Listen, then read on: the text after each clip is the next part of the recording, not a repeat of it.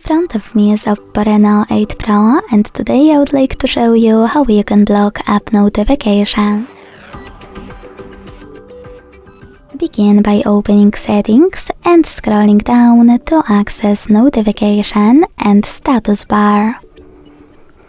Then click on Recent next to App Notifications over here.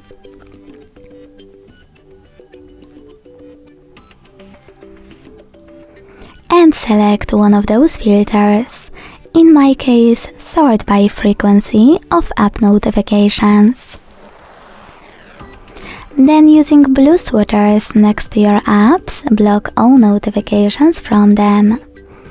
By clicking on grey ones, switch them back on.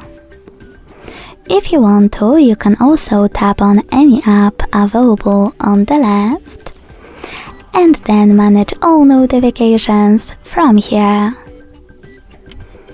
Thanks so much for watching. If you enjoyed this video, leave a like, comment and subscribe.